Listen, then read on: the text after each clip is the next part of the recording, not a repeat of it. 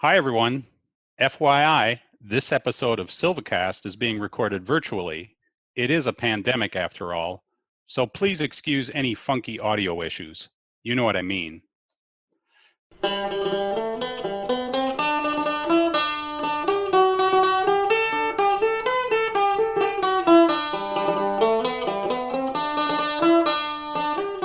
Welcome to SilviCast, the podcast about all things silviculture. My name is Greg Edge. And I'm Brad Hutnick. And we're both silviculturists with Wisconsin DNR Division of Forestry, and your hosts for today's show.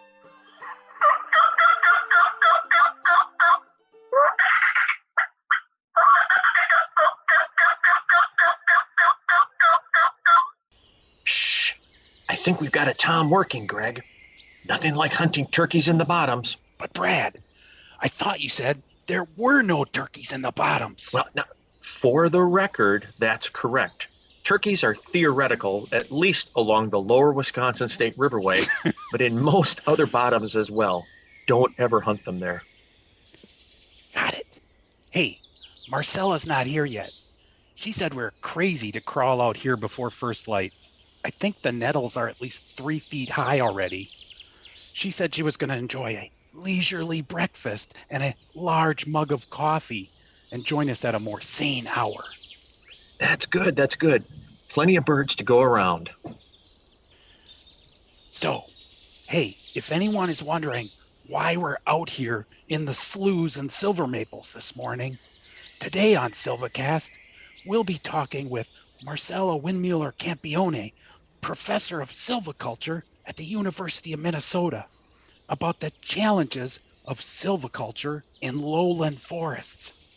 Marcella's research spans the gamut, from the black ash swamps in northern Minnesota to the Mississippi River floodplain forests. There is a lot of interesting work going on in lowland forests. And you know, these were ecosystems that not that long ago, we really didn't see a lot of stuff. People weren't working in them, and they frankly just aren't that well studied or well managed. Now, if Marcella could get here before that tom does.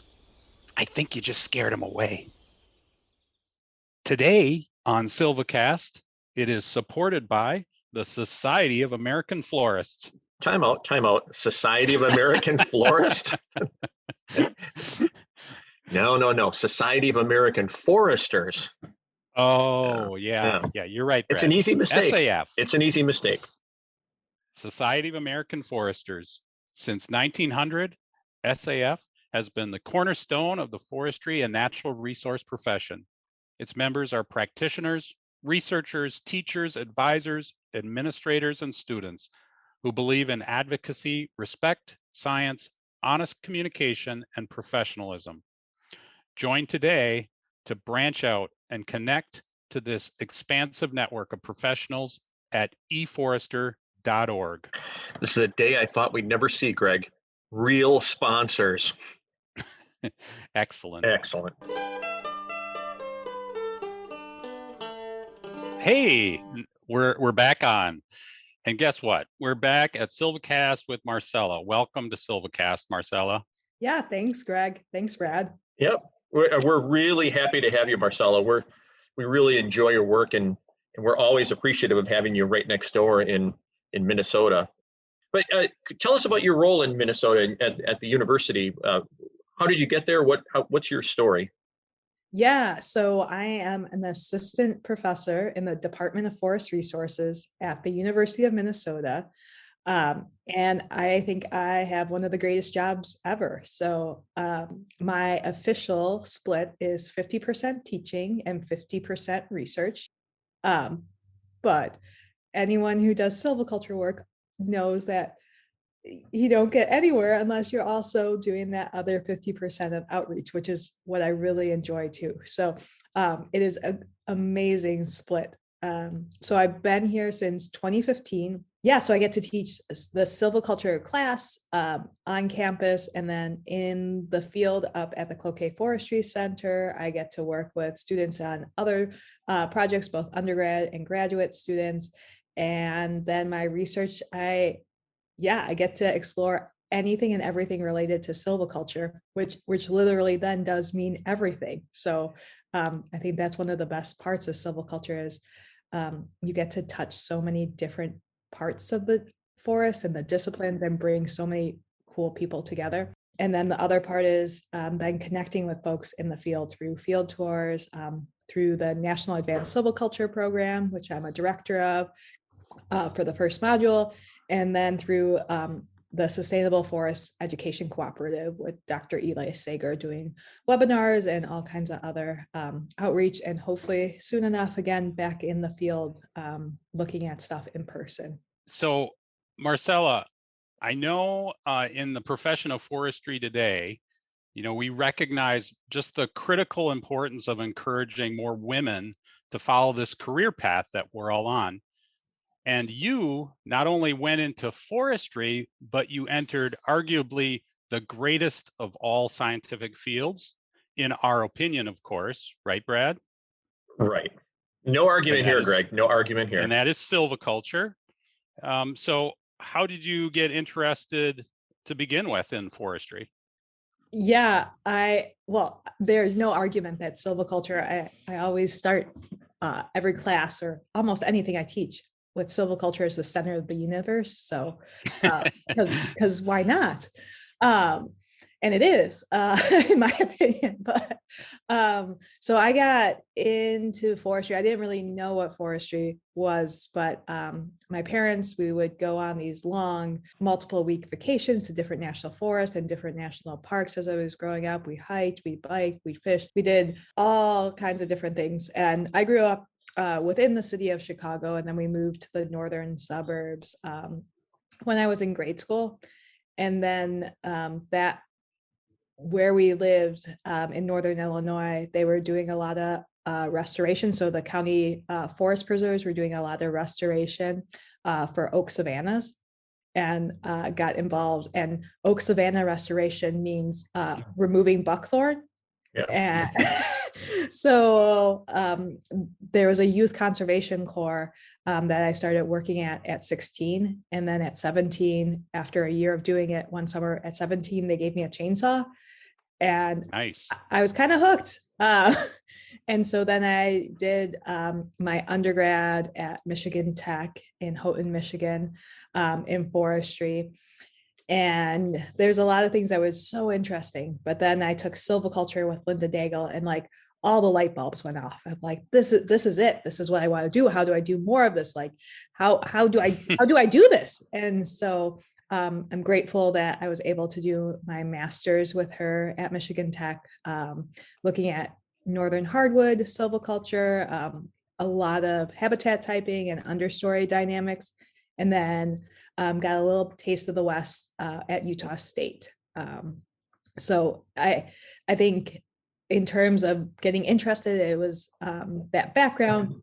In terms of staying interested, it is really just, I can't say how much it was so critical to see women really early on within my academic career doing what I thought I might be interested in, which was becoming a professor, and seeing that and seeing how they taught and seeing that representation was really critical. And so I think those are all the pieces. And Tara Ball at Michigan Tech has some great work on the importance of visual representation.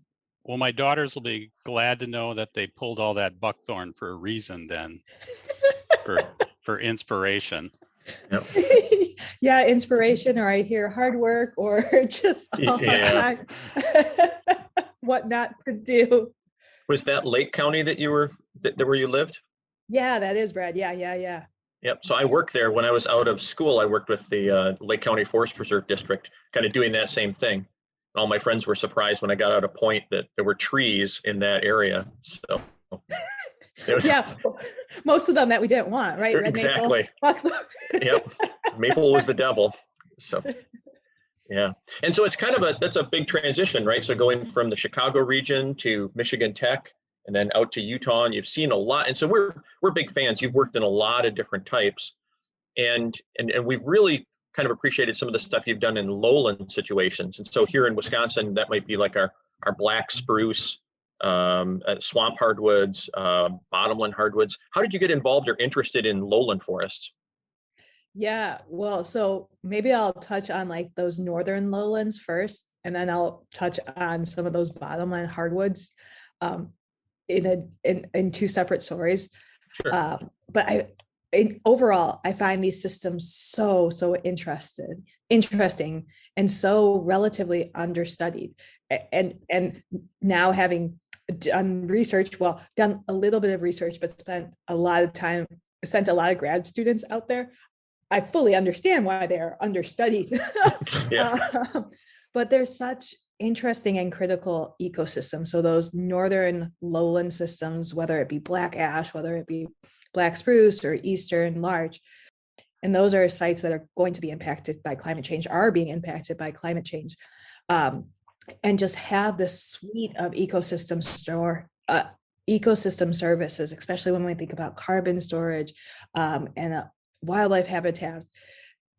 And they're kind of unknown from thinking about how not only stands develop in that stand dynamics, but then if we have that information, how do we utilize that in silviculture, and how do we think about adaptive management? So kind of building both of the pieces together with the hardwoods or like the floodplain forests along the Mississippi.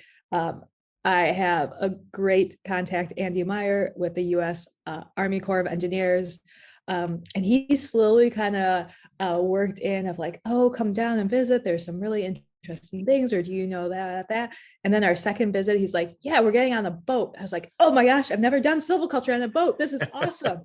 And so it was like this slow like introduction, and then like just this complex system that again is understudied, provides critical ecosystem services, and gets you on a boat. Like I did not think I could do silviculture from a boat, or like have silviculture, like have a boat to transport me to the location for a field study. So I was hooked.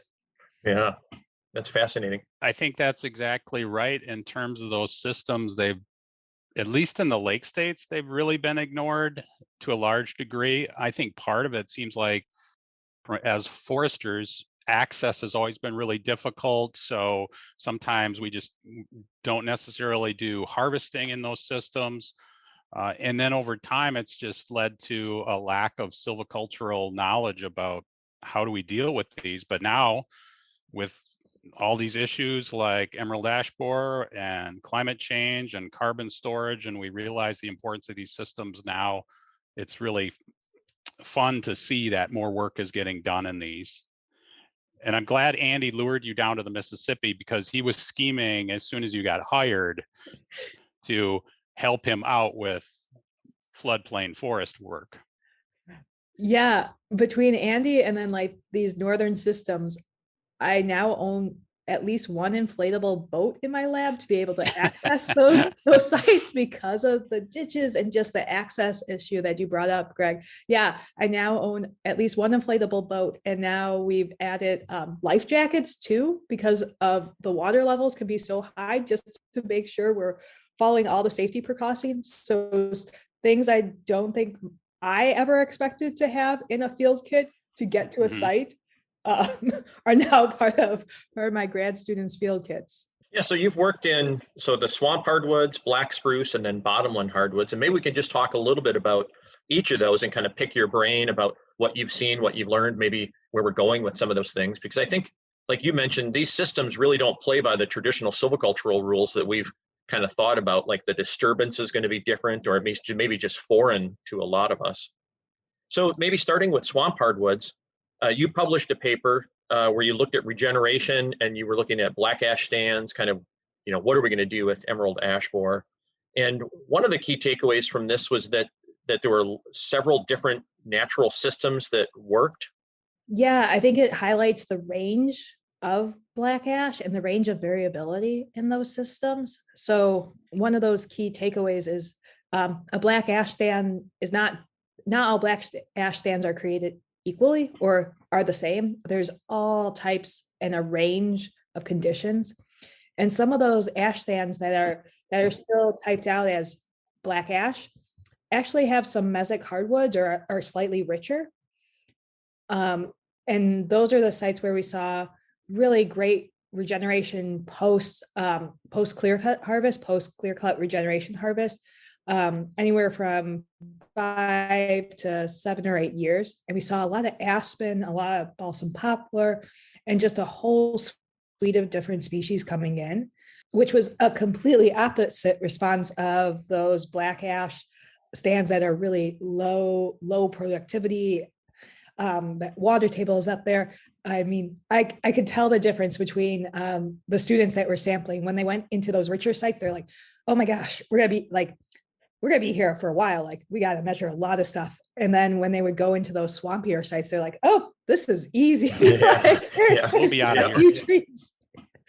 But they were always wet. So it was like this trade-off of like, would I rather be wet for a short amount of time, or do I want to measure a whole host of aspen resprouts that are maybe an inch or two in diameter? And in those ash stands, did you see differences in the regeneration between those methods? Yeah, so each of them, yeah, there was differences, and we saw greater regeneration when there was light. So light was a key factor in regeneration. So in those gaps, and a hard thing to characterize is that diameter limit harvesting is removing the best and leaving the rest. So while there was adequate regeneration in those diameter limit harvesting, it's not something we would recommend or suggest. But that light factor in the group selection, having those gaps allowed for regeneration. The clear cut when they're on richer sites with that mesic hardwood had great regeneration of other species. And even when there was a clear cut on those poorer sites, there was a good amount of regeneration of black ash. And that's, I guess, what in the past that management has maintained is ash on black ash sites. I think it's just now thinking about if we want to maintain those systems and the ecosystem services in the face of EAB, what else can we do, especially if we're thinking, I guess the goal of that study is we're not going to be able to replant everywhere or replant artificially. So whether it's seeding, whether it's artificial regeneration with bare root or containerized stock, what are our other options? And that way, those sites that are most vulnerable and also can't be regenerated through other natural seeding options, maybe we target those for the artificial replanting or enrichment planting. So yeah, that was the goal, to see if there's other options to allow foresters more tools in their toolbox. I know the big fear with those systems from a forester's perspective is we're going to swamp the site by removing too much of the overstory. And maybe that gets to a little bit of that site quality thing that you're talking about in terms of what that risk is. Can you say something about the risk of swamping these sites? Is it variable depending on that site quality? Yeah, and I think that forester is going to get a feel for that site. So one of the things we talked about, and in Minnesota, we use the ecological classification system. So I mentioned that mesic hardwood. So that's a certain set of vegetation that are related to richer, higher quality hardwood sites.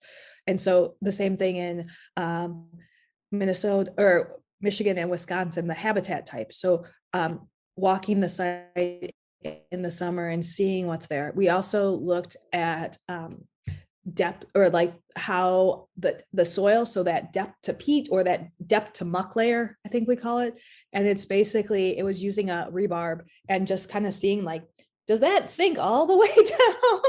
Like, is that really, like, that is really mucky, or do we have kind of like a richer soil, and like what does that soil look like? So I think it's using the tool, like using as many factors as you can, from like what's in the overstory pre-harvest, what are the species you're seeing in the understory, and what are those soils like, to really give you an idea of what that post-harvest condition might be, or that fear of swamping out. And I think one of the other factors we saw is residuals didn't have a large influence on regeneration. So I think if there is that fear, maybe it is leaving more residuals. Maybe it's thinking about residuals in terms of seed tree or a shelter wood, and like having those as reserves, and not only the seeds they produce, but also the hydrological processes.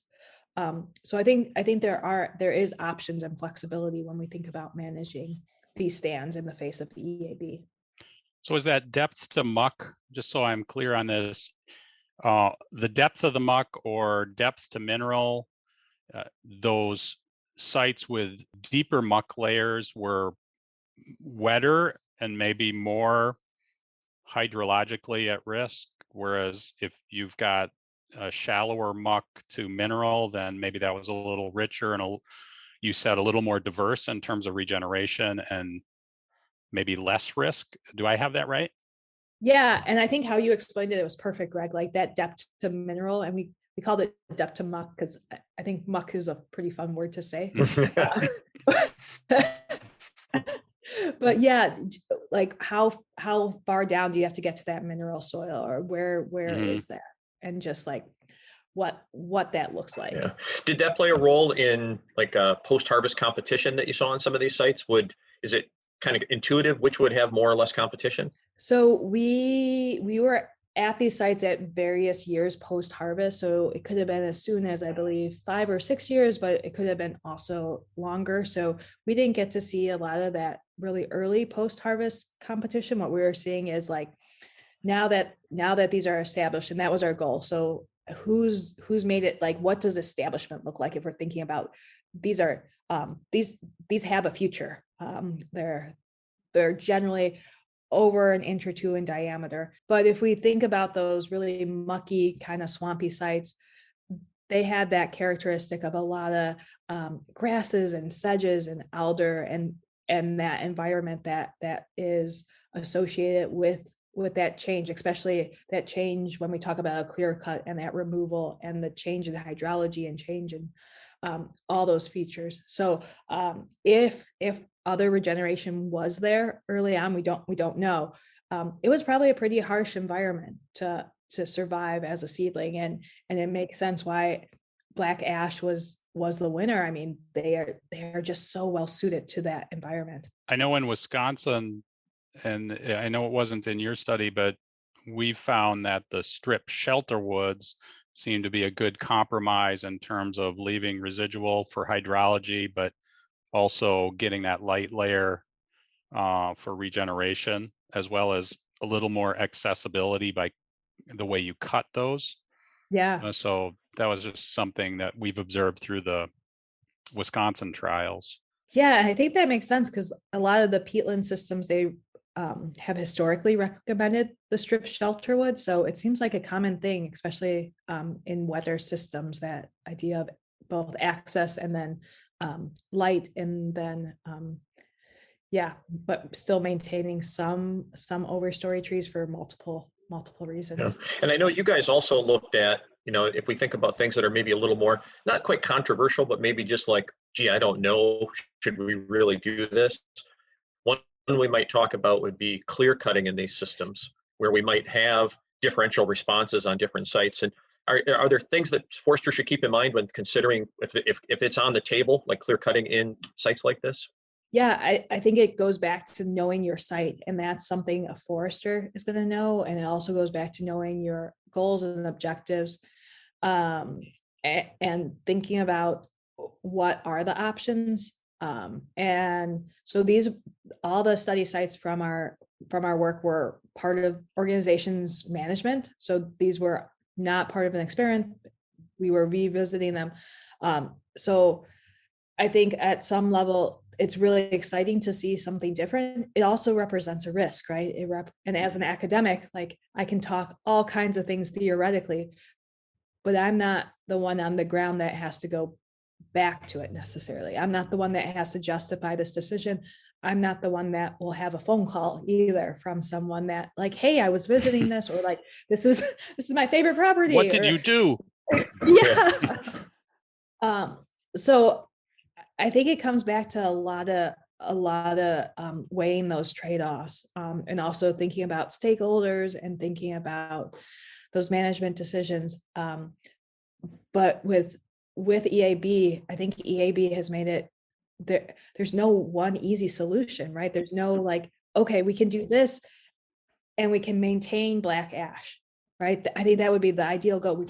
If we do this, we maintain black ash, or we reduce the risk or increase resilience. But my gosh, EAB going down to 1 inch in diameter, Right. doesn't it change it like that? That is effectively a clear cut what EAB is doing. So I think it's then thinking about, okay, what are the ecosystem services we want to maintain, or what is the range of potential, and then also the timeline. So how long are we okay with potentially this site being in this stage before it maybe changes into a different stage or evolves, or what is the regeneration window we're okay with?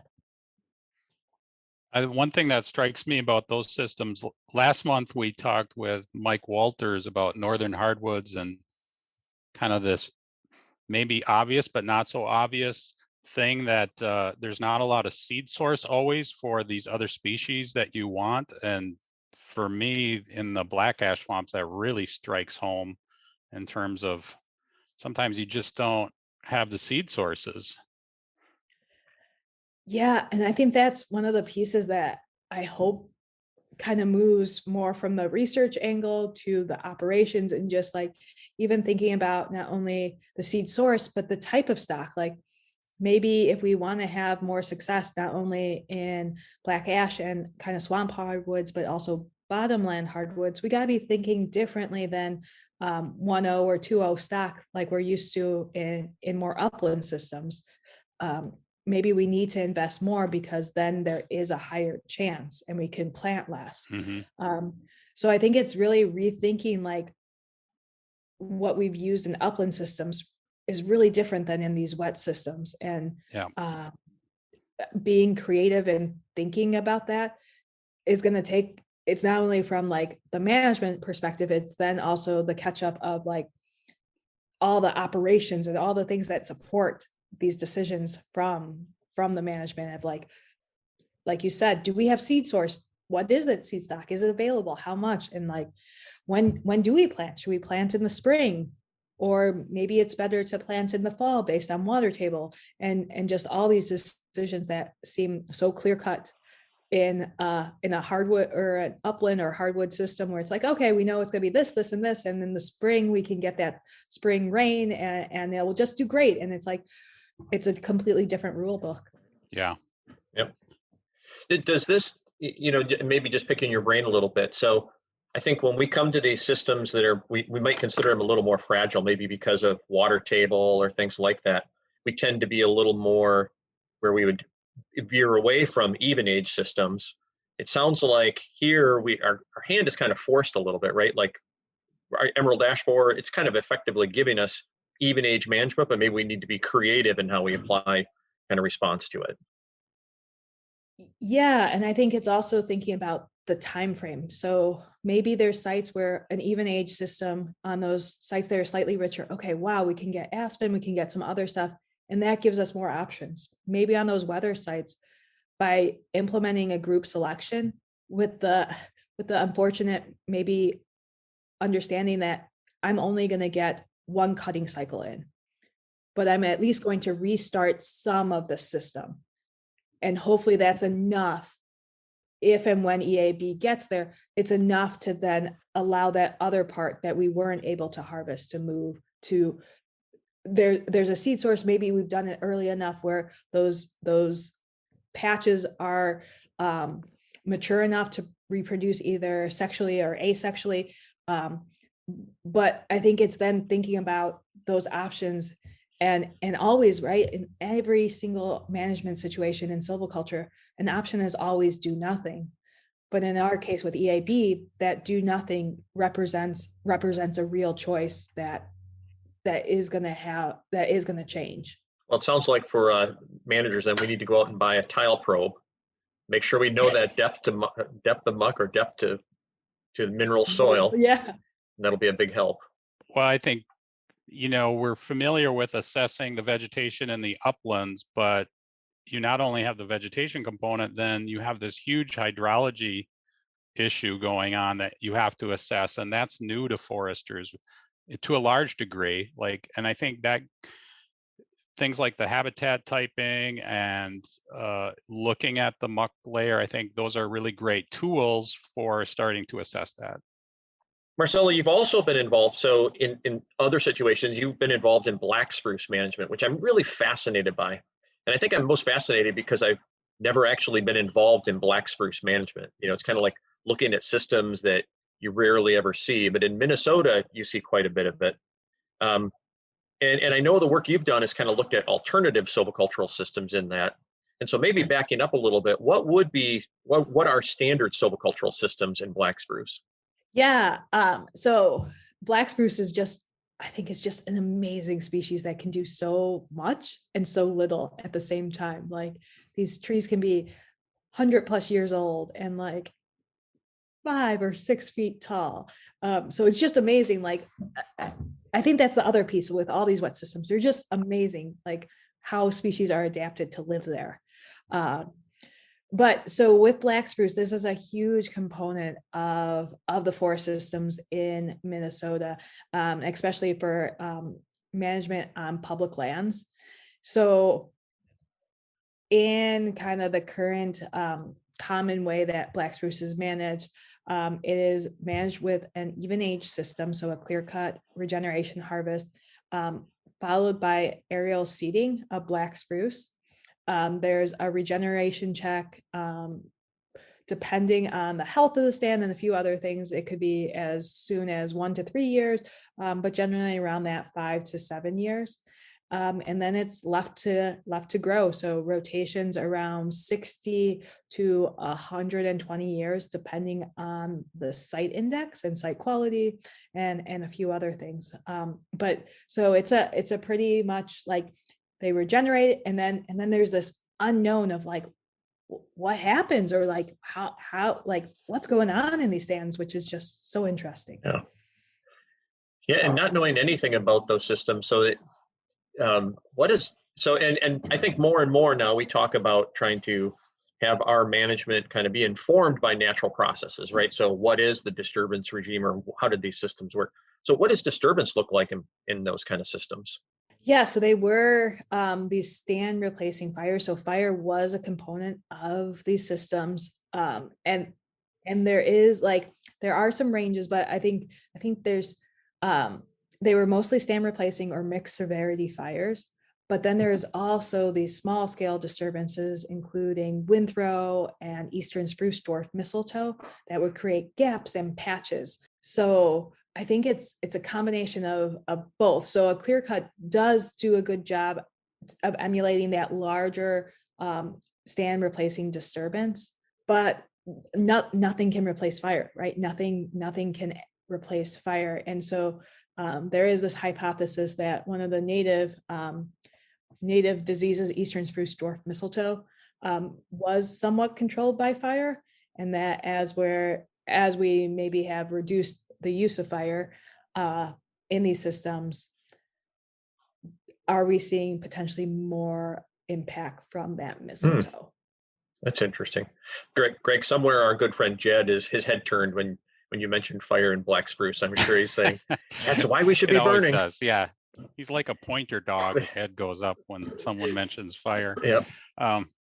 Just a shout out to you, Jed. That's right. That's right.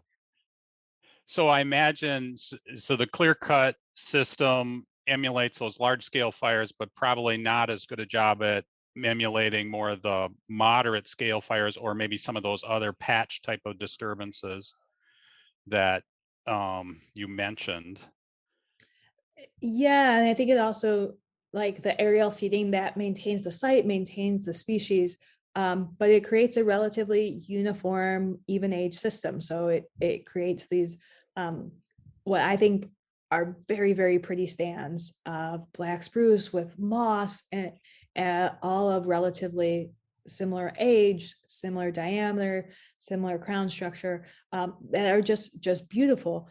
But that probably represents one part of like that continuum of what that forest cover type looked like. So thinking about these other species, including northern white cedar and eastern larch, birches, balsam poplars, alder, just this range of potential other species from that boreal forest that may have been able to take advantage of different types of disturbances or different light levels or the severity and all that. So yeah, I think there's pieces that are hard to emulate if we're using one type of system.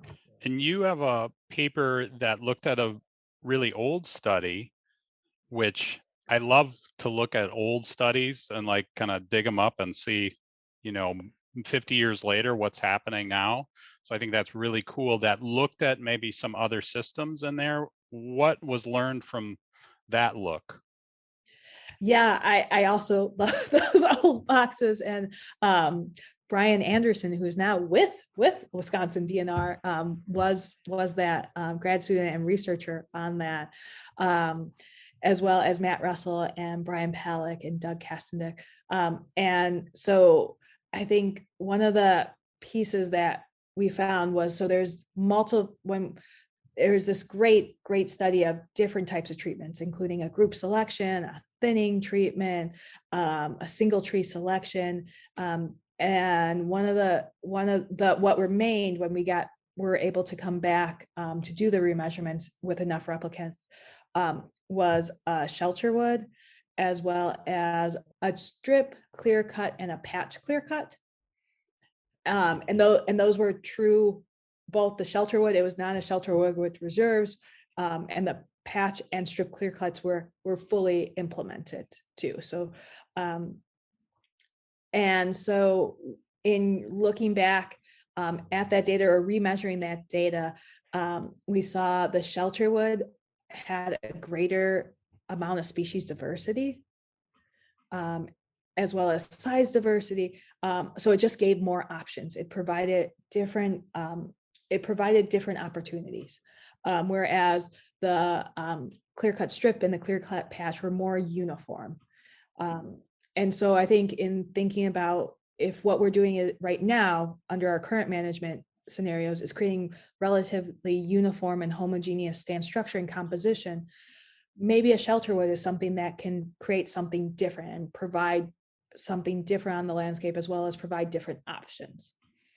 I think a piece that would be different here and what we talk about in the paper is that unlike a shelter wood that's implemented all the way to going back to an even age system, there's the potential for a shelter wood with reserves of like clumping the trees that were left or even scattering them and just accepting like you're not going to come back for them, but those trees could provide great wildlife habitat or future down dead wood. Yeah. And the thing that fascinates me about like conclusions like that, kind of tying those old studies to the new stuff, is that I bet if we went back and picked their brains, those weren't the assumptions or things that they would have come up with in something like this. And so it's kind of carrying forward new eyes, new things. That's kind of the secret sauce in silviculture, is we get to do the really long-term stuff that other disciplines just don't get to do. I'm envisioning a little bottle that says silviculture secret sauce on it right now. I don't know why. I just am. I do too, and almost something you could pass down to someone. Like, Yeah. here's all the answers. That's an idea, Brad. We might be able to package that up, a prize or something. Yeah, we'll work on it. Silviculture secret sauce. The secret sauce. I think the other cool thing, and we've been talking about this in northern hardwoods too, is just the importance of maybe diversifying the silvicultural systems that we use across the landscape. And you're talking about that, Marcella, about, maybe the clear cut and aerial seeding is fine, and that's provides one sort of structure, but diversifying that silviculture into other systems might provide other structures across that landscape. And so I think that's kind of just cool to think about from a forester's perspective, is where we implement stuff and why. That might be another reason to start looking at alternate systems.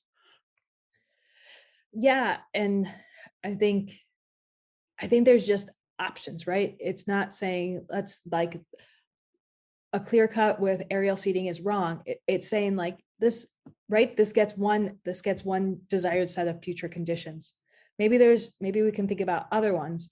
And so like you were saying, Greg, yeah, like thinking about within each system, there's so many options and range of variability, and just like being okay with this might look a little different here. And that can be really valuable if we think long term. So maybe we saved our best for the last year, because I think the other system you've worked in is bottomland hardwoods. And on the Mississippi, you've looked at tree species flood tolerance, and you've been thinking about climate change. We spoke with our last guest, we talked about the right tree in the right place at the right time. And it looks like you're kind of thinking about that same thing along the Mississippi. Yeah, I think the Mississippi and those bottomland hardwoods are just like amazing systems, and also ones that like, I feel like you could do the exact same thing in the exact same place and have a completely different outcome because it flooded or X or Y or beavers or something. Like there always seems to be something that like you're not accounting for that will change the trajectory of a stand. So I think the idea of the right tree in the right place is part of it. And then it's the right tree in the right place and the right timing. Like that timing factor is just so critical. And I think that's one of the pieces that make it so interesting, but also so challenging. Especially as someone, so from the academic side, like that regeneration window or that timeline, or even just those factors that can go from establishment is looking good for 5, 6, 7, 10 years.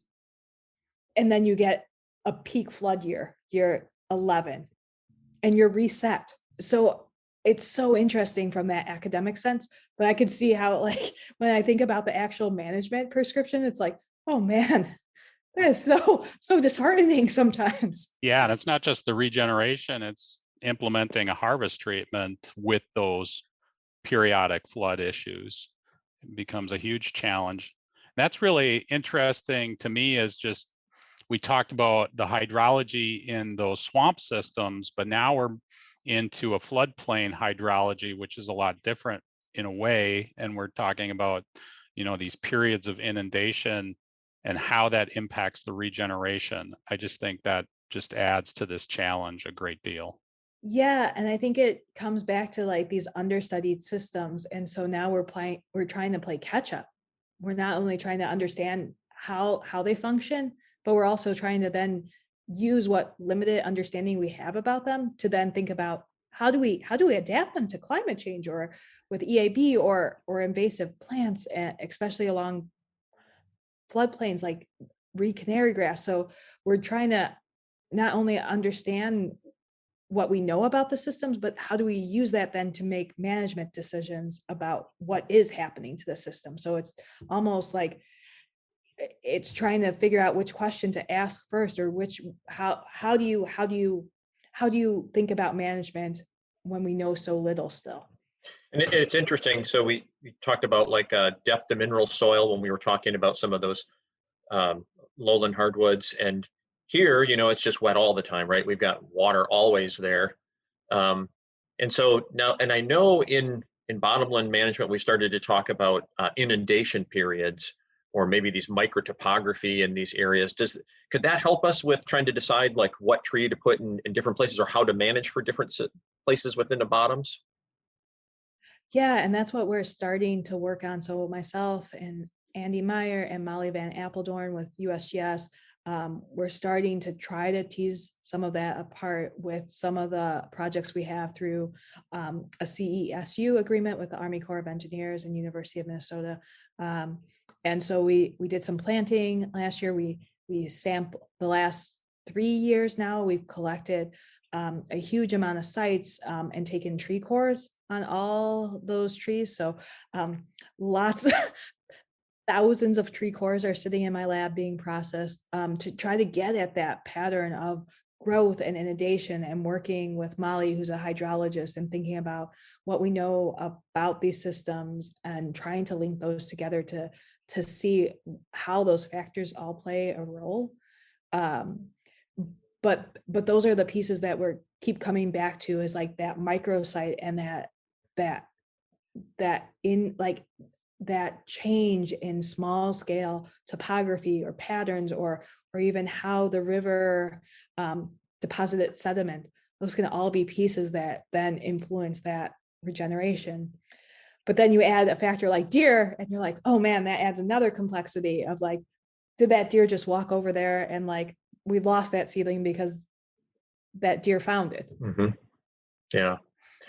And I imagine that even it must come into play too, like, so the Mississippi is one creature, but then you get into, like, I know here in Wisconsin, we have rivers that maybe are more sand dominated. And so that plays a role in kind of that microtopography and what you would see in some of those places as well. Do you see, so you see a lot of, so you see these differences in microtopography. Do you see differences in how you might approach, so we would call it maybe competing vegetation or invasive species in some of those places too?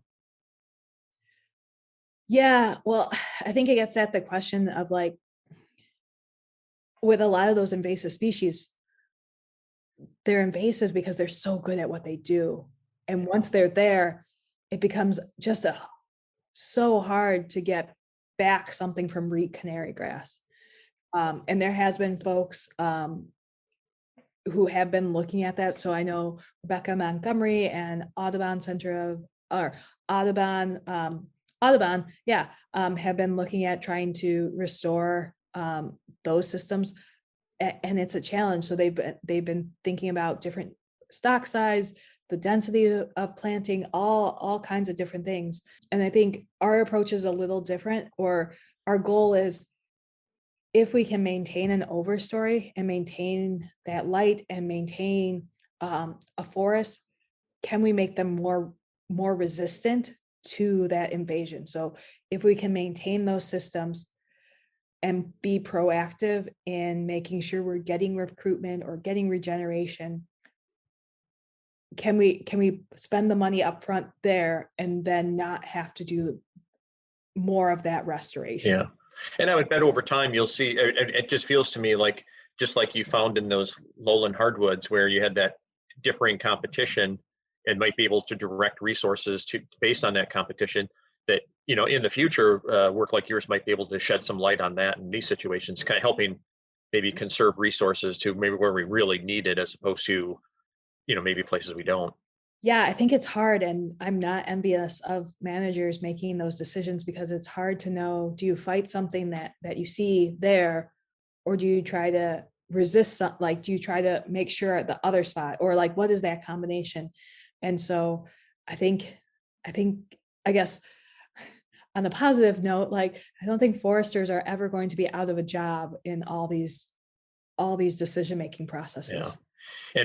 And you talked about these being complicated systems, you know, like with levels, and then now we throw climate change into the equation, which makes it that much more complicated. And so you're looking now at climate change as well, with an ask study in the bottoms, correct? Yeah, we have the first urban adaptive silviculture for climate change study at Crosby Farms in St. Paul Regional Park. And it is a wonderful, amazing group of partners and organizations. And so we have a resistance, resilience, and transition treatment. And I think we have 18 different tree species with multiple different seed zones across those 18 treatments, just under 1,200 seedlings, but really I should call them saplings. Some of them are about 7 to 8 feet tall when they went in. So it was a whole different type of planting for me. But they're now entering their second growing season this year in 2021. And so, yeah, starting to look at what they look like in phenology, how they're growing, all those pieces. And I think one of the big questions is, what do our future floodplains look like, and what options do we have? So, Marcella, this is a complicated issue, talking about wetland forest, bottomland systems. There's a lot of different aspects, and I think we just touched on those three major systems. And just some of the things that I walked away with that conversation with, as from a forester's perspective, is not all these systems even not all black ash swamps are the same, and there's greater variation even across those wetlands forests. And from a forester's perspective, the importance of spending time to try to understand those differences, so assess your site and try to understand the implications of what the hydrology is there. And you provided some tools maybe for foresters to assess that hydrology, and then use some of that information to tailor the silvicultural systems and the types of tree species that were capable of either regenerating naturally there or planting there. So it always kind of comes back to good site assessment, but that's what I walk away with, especially in these systems. Yeah, I think not only good site assessment, but documenting any of the outcomes so we can think about those range of like what happened, and not only what happened in the immediate kind of short term, but like what happened 5 or 10 years down the line. Because I think those are, I mean, you all saw that in your Wisconsin trials too with ash and black ash. I think that's really the heart of like it is. Some of these answers we won't know the long-term impact until 5, 10, 15, 20 years down the road. But if we have this information documented up front on the site and what happened, there can be really powerful then assessments after of like, oh, wow, okay, we did see this, or this is the range of conditions. So maybe it's not only know your site, but document, and make sure make sure it's somewhere. Yeah, I think that's a great message for all the foresters implementing silvicultural systems within bottomlands, is to, as you said, document it, make a trial out of it, monitor it, share that information, because as we said in the beginning, our knowledge level is pretty low in these systems, at least in the Lake States area. It feels to me like too, like there's kind of an admission, like when we talk about these systems that we don't work in a lot, that we really don't have all the answers. And so it just makes it that much more critical. Like if we had all the answers, we might still be asking questions, but they may be questions around the edges. Here, we're still asking basic questions, which makes it that much more critical that we talk a lot about this. Yeah, I think not only talk about it, but also have, for those who have been working and are working in it, like be confident in the knowledge that you have, because if you're doing that, there's things that we haven't documented and haven't shared, and that knowledge is critical to get out there among managers, among researchers, among everyone. I'm really glad, Marcella, that your position allows you the flexibility to work with us managers in the field to look at these practical silvicultural questions. So I really look forward to more of that work and kind of what's going to come out of it in terms of helping give us new ideas on how to work in these systems. And Marcella, I really appreciate, so Marcella, you work with the Great Lakes Silviculture Library, and every fall you have students working on kind of these ideas or trials or things that people have done. And so I think that's fascinating too, because it's kind of getting them involved with people who are doing these new things. So it kind of shows them an example of you don't necessarily have to do things the way they've always been done.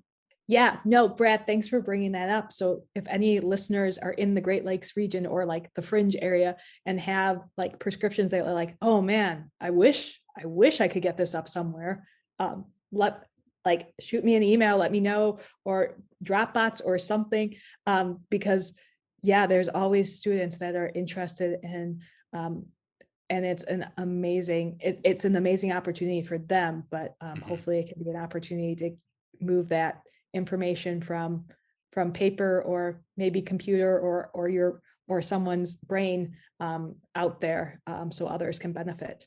Well, Marcella, thank you so much for joining us today on SilviCast, and be assured that Brad and I are going to keep bugging you to do a lot of different things in terms of helping us do our job, because we need so much help over here. No. Well, I look forward to hopefully being able to see you both in person, as well as Colleen and others. Yeah, it's been a while. In the near future at some point. Yeah. And not just behind a computer screen. That we look forward to too. That'll be fantastic. Well, take care. That music can only mean it's time for the Dropbox. The Dropbox is a regular segment where we take your comments, questions, tips, concerns, you name it, and share them with our listeners. Brad, that was a great episode. I think we're going to be swamped with questions. I like how you put the pun in there. Someplace Paul DeLong is smiling. Well, I would have thought we would have been bogged down as well. That's my attempt. That's the best I got. But this month, the Dropbox is drier than a scrub oak in August. So, hey, we need questions. Keep them coming. It doesn't matter. There are no bad questions, so let us have them. In any event, thanks for listening to today's episode of SilviCast. If you like SilviCast, please remember to follow or subscribe. You can find SilviCast on Spotify, Apple Podcasts, or wherever fine podcasts are found. If you have ideas for future episodes or a question for the Dropbox, please let us know. You can reach us at UW-Stevens Point's Wisconsin Forestry Center by emailing wfc@uwsp.edu. Feel free to include a sound file of your question or comment if you want. We learn best when we wrestle with questions, so keep them coming. Okay, Brad, that's a wrap. And take care, everyone. And as always, thanks to our team. Haley Frater, our editor-in-chief, Noah LeMaid, our IT master, theme music by Paul Frater, and of course, thank you to UW-Stevens Point's Wisconsin Forestry Center.